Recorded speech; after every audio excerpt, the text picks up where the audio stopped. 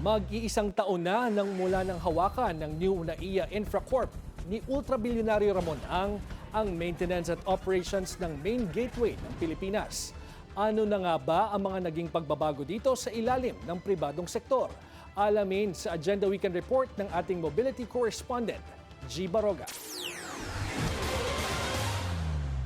If his record is anything to go by, I'm fairly confident that he will manage to do it by hook or by crook. Yan naman si Ramon, by hook or by crook, gagawin at gagawin niya. Yan ang naging pahayag ni PBBM patungkol kay ultrabilyonaryo Ramon Ang ng San Miguel Corporation o SMC sa signing ceremony ng NAIA privatization last year. Minsan nang nakilala ang paliparan bilang isa sa worst airports sa mundo dahil na rin sa kabi-kabilang problema na nakakaapekto rin sa Philippine economy. Kaya't ang naging solusyon ng gobyerno, Public-Private Partnership o PPP. The PPP project is a fruit of unity, of vision, of purpose.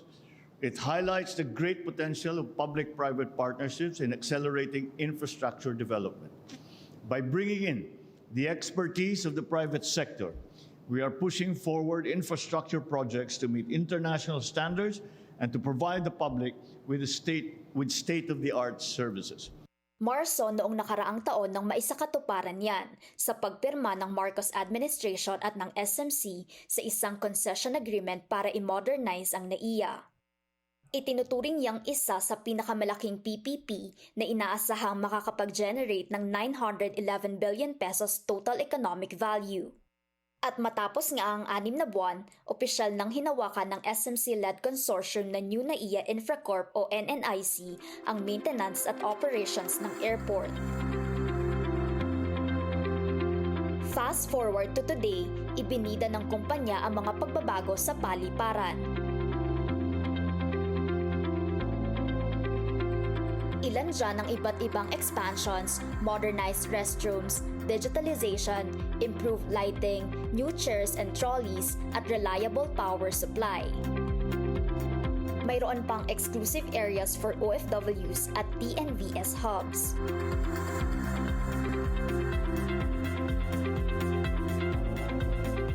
Bukod dyan, may improvement din sa airside na out of sight sa mga pasahero pero may contribution sa magandang airport experience.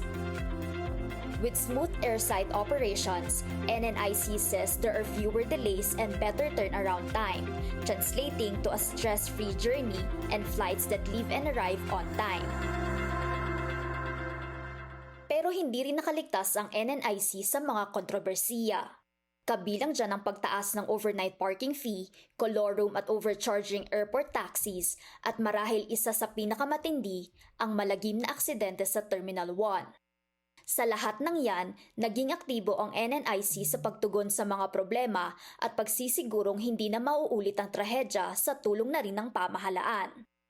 Pinakamainit ngayon ang nakatakdang pagtaas ng terminal fees sa NAIA simula bukas, September 14. Paliwanag ng NNIC, these are paid once per departing trip and go straight to airport operations and upgrades. Dagdag pa nito, sa ilalim ng concession agreement, may 82% share ang pamahalaan sa kita ng NAIA. At as of August 15, umabot na sa higit 48 billion pesos ang naremit ng NNIC sa gobyerno, kabilang na ang 30 billion peso upfront payment. Kaya naman bukod sa improvement ng NAIA, nakakatulong din daw ang airport fees sa pagpapaunlad sa lagay ng ekonomiya ng bansa. Sa isang taon ng NAIA with NNIC, pangako nito sa mga biyahero ang mas improved pang facilities at better airport services. Para sa Agenda Weekend, G. Baroga, Billionaire News Channel.